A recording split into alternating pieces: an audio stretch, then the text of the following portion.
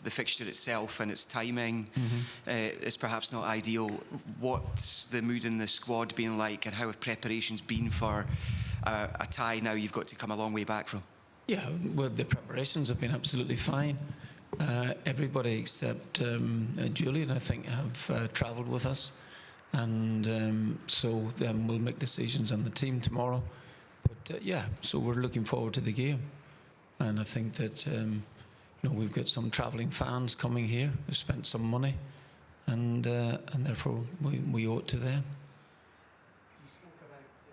The Hibs game on Sunday, you spoke about you'd have a little think about what you were going to do team-wise for this one. You're not going to tell us the team, but have you left anyone at home for this one with Sunday in mind? No, there's only Julian has stayed at home. The rest of everybody else has come. Yeah. So how difficult a decision is it for you then to try and balance? Oh well, I'll have a little think about it. We trained this morning, and before we headed here, the lads are in really, really good form. They're the disappointment of the result and behind them, and yeah, so we'll get on with it from here on in. There may be a train of thought from some supporters, because there's such a big game on Sunday, that they would maybe want to see a weakened side, for want of a better phrase, tomorrow. Is that something that's crossed your mind at all? A weakened side. Well, I mean, we've got very, very, very decent players here at the football club. So all players, I think, in the squad have all played in the first team.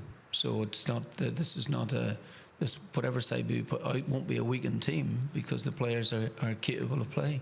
And there's been competition for places since I've come in, certainly before Christmas at the time, and since we've added Thomas and a few others to the squad, so there's good competition for places. We obviously saw the quality of Stuttgart last week at Celtic Park. How big a test and big a challenge would this be for your side to be able to go out and take the game to extra time, get through in this tie? Oh, that would be really big, I must admit. I've seen the game back twice now in this time. Once very, very quickly after the match was over. You're starting to think maybe your eyes deceive you. They are a very, very fine side, but to me it was never 4-1. I think the stats, strangely enough, if you ever believe in stats, tell you that the game was much closer, and we gave away some very poor goals from our viewpoint. Still well in the game at half time, and we conceded some poor goals from our viewpoint. The last one was poor because you're there at 3-1, and we missed a couple of decent chances ourselves. So if we could rectify that's easier said than done. But if we could take our chances, and we will get some chances tomorrow, and maybe try and defy them, then we'd want to try and make it interesting. How much is pride at stake as well? Because you obviously wouldn't have wanted to have been on the end of that scoreline, despite the fact that you say the performance maybe didn't warrant that. But in terms of pride, not wanting a similar scoreline in the away leg as well. Well, these things can happen. It's. I think you should take pride for granted. This is something that you should do, and it's if you're saying that what we're doing here is we're going to just sit back and allow them just to come on to us the whole game and just sit and keep numbers down, that's not in our interest. We could get beaten in the game, but we're certainly going to try and make a fist of this. No question about that. And again, I go back to the point about saying when we come in, we had we made this great effort to beat Feyenoord. We did brilliantly in Bologna with 10 men for most of the match, and we didn't want to waste that. So we're in a knockout competition for the first time in a while, in this particular competition anyway, I think. And this is really what I think. This is what football's all about. You strive all season, one, to try, in Celtic's case, to try and win the league if you can, and obviously to try and progress in Europe. Now, last season's effort in Europe in the Champions League was really excellent, and that's where all the disappointment from every angle comes into play. That said, this is what you do, and I've known this both as a player and as a manager. You've been striving all season. You see Christmas, you're still battling, and then you can go out of 2 competitions in a period of 3 or 4 days. That's happened before.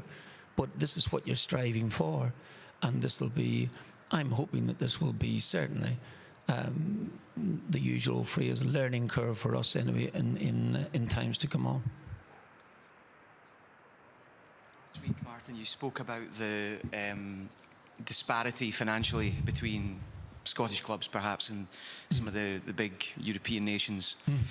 Does what Bodø Glimt did to Inter over the 2 legs in the Champions League give you hope that that could potentially be rebalanced, if you like, addressed?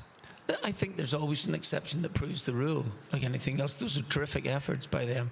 And they've shown in European football, they have a massive advantage, first of all, in home legs, because they play in an artificial surface for a start. But then they go to, they travel to Inter and win the game. And win the game, I don't know what the stat was. I think somebody mentioned it coming off the plane.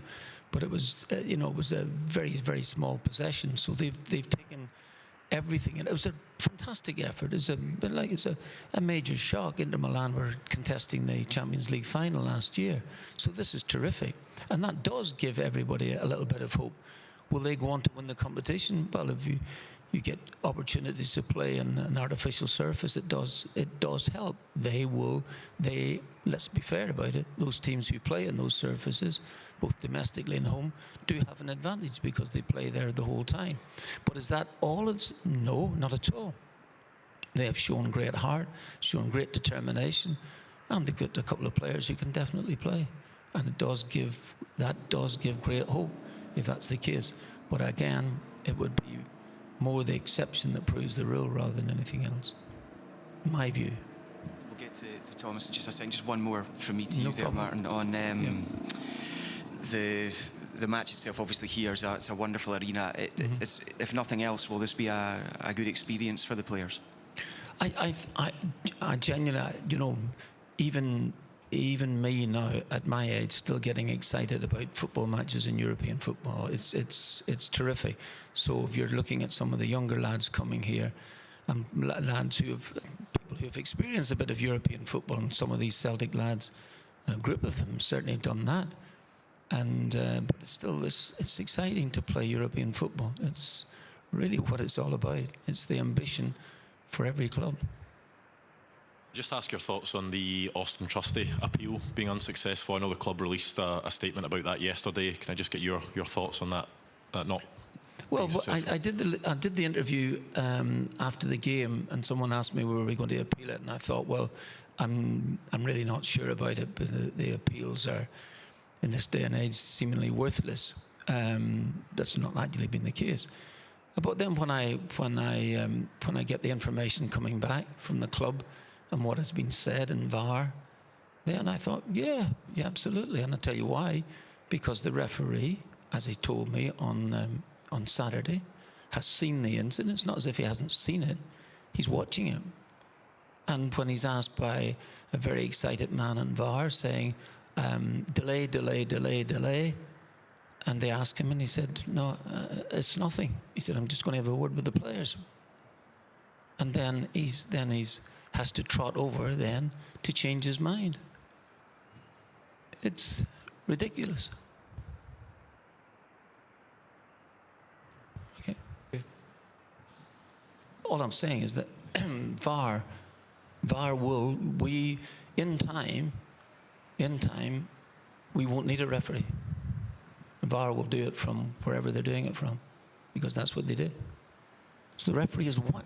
So they've asked the referee to overturn something that he's actually seen. He's seen it. It's not as if he missed the incident. Of course, that would be a different issue. And he said, and he actually says, it's nothing. It's nothing. I'm going to have a word with the players. And so I've got a player who's missed 3 games. Are they re-reffing matches? Of course they are. Is that happening too often? But it's such a nonsense. I'm all on for people have missed something dramatic and in a game that constitutes something that they should have a look at. But when a referee sees the incident himself, then what he's been asked to do is, no, you didn't see that. You didn't see that. you saw something else. That's got to be debilitating for a referee. It's got to be.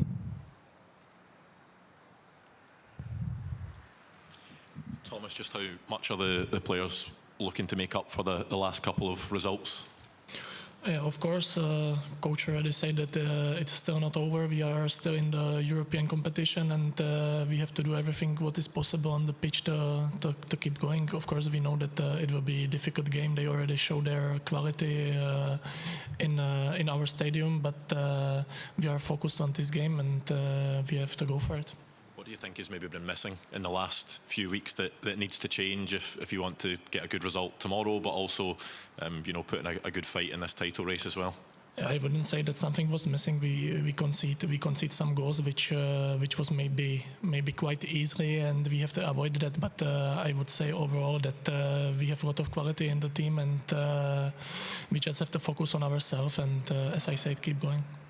So many big games in such a short period of time. Is that something that the players should be relishing rather than fearing?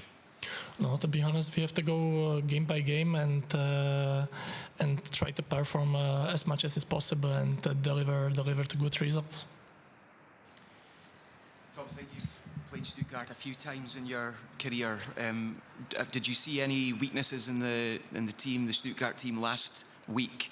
I know the scoreline doesn't suggest there's many, but did you see any that you guys can capitalise on, do you think, and from your previous knowledge of them? Yeah, I would just say that we played against them quite good game. Even the score doesn't reflect that, and we saw that we can play against them definitely good football, and we just have to create chances and score the goals. If you can get an early goal tomorrow and take the lead, I guess the belief would then go up that you can pull the tie back, pull the scoreline back. Yeah, of course. I think this is what we want to do and why we came. Enjoying yourself at the club? Yeah. All good. And what's been the biggest positive for you?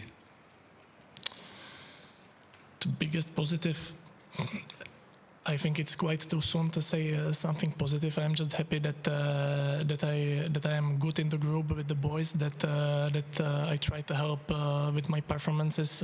I am not the one who's gonna decide if is it good enough or bad enough. But I am happy that I get the chance to play and show my qualities. And this is what I will try to keep going.